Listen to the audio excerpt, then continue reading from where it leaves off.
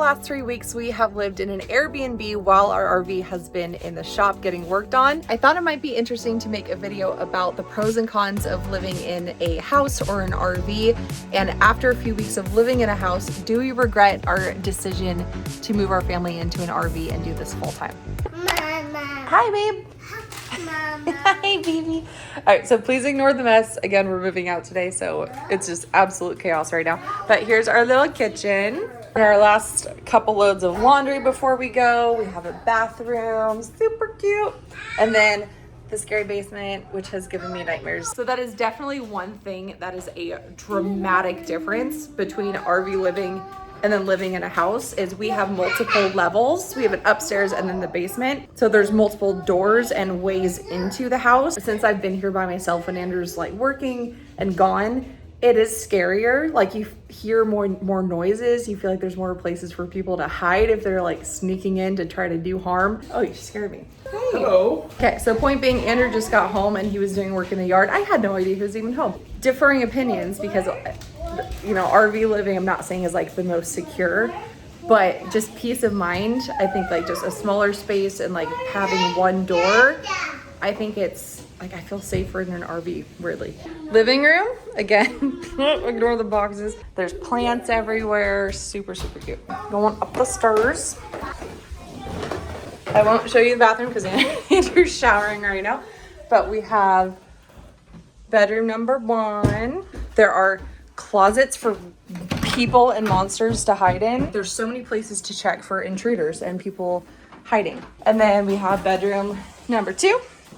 How'd you guys get up here so fast? Cute little kids bed and a super nice backyard. But again, there's like 3 different gates and they can just be accessed from the outside. We have definitely had some visitors of people just kind of popping in, which has been fun. Really nice backyard, nice for the dogs. So I would say perk number 2 of being in a house versus RV is you have a backyard, and having dogs and kids during nice weather, that has been very, very nice. Anytime the dogs need to go outside to have outside time or use the restroom, it's the whole song and dance of getting the leash, getting the kids dressed and shoes because they have to come with me, walking them around even during bad weather. So it's a lot more inconvenient being in an RV with pets than being in a house, especially with a yard. Kai, do you like living in a house or an RV?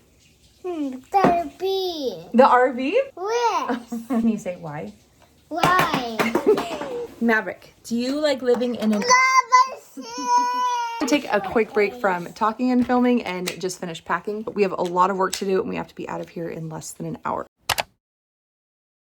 We are officially back in our Airstream. As you can probably tell by the blasting air conditioners, this is a huge reason why we had such trouble filming in Texas, especially last summer.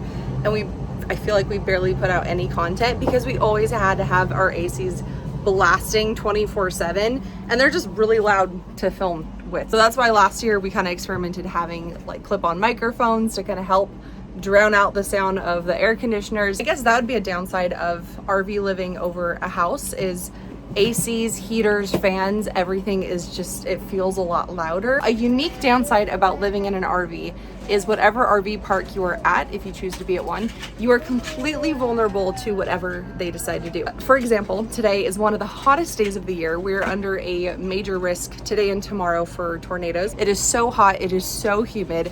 And today is the day that they decided to work on the electricity. The electricity was cut off, and with our unit, we cannot run the ACs at all unless we are plugged in with electric. And that is a huge downside of RV life is when it's really hot, it is really hard to cool your unit. It takes a lot of energy to. If your AC breaks in the middle of summer and you're in Texas or Arizona, kind of a scary situation. Same with the inverse. If you are in a really cold climate, something goes wrong with your heater, I think you're just a lot more vulnerable to the elements when you're in an RV. Another perk of being in an RV, though it doesn't look it, it's a lot easier to make a mess in an RV, but it is so much easier and quicker to clean up. Also, I feel like when we were in a house, the mindset of like, oh, we have more space, therefore we can buy more things. Obviously, when you're in a tiny space, you don't have that much room to put things. So when you're out and about, you really have to think about every purchase because you just don't have that much space to put it in, which I think is a great thing because I do think that overconsumption in our country is a real thing. I know it's a little controversial subject, but I really do appreciate that we have downsized a lot, and it kind of helps us maintain living with a smaller footprint. Thank you. You cleaned up. Good job. Got me upside down, spinning around you. Wanna taste the clouds, dance with the moon. Take a trip around your body.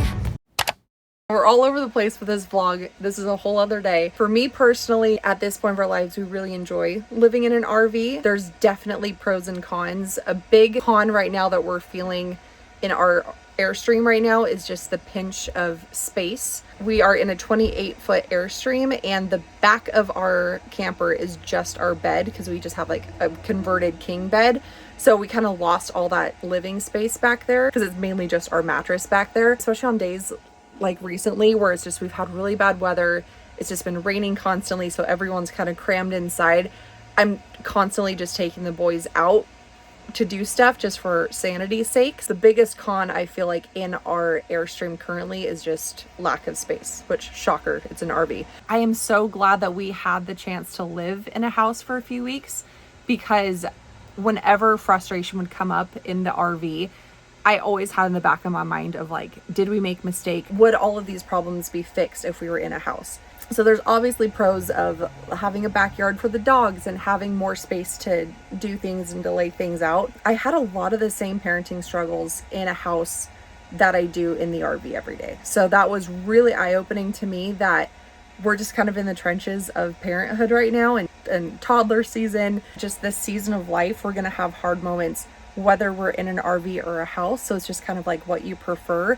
And at this point of our life, I do say that we preferred being in an RV, maybe a bigger one. We've had a lot of situations, especially in the last year, that have drug us all around the country for different reasons. We do have the freedom to pick up our house and all of our belongings and easily move it.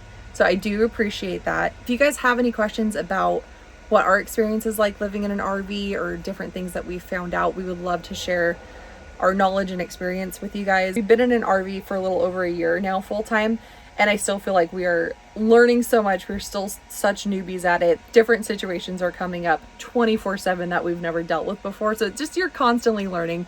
No one's an expert. Thank you so much for watching this video and subscribing to our channel and joining our journey with our family. We will see you guys in the next one. Bye. Boy, I love the way you got me. Starry-eyed, got me starry-eyed. Losing all my focus, I can't even control it. You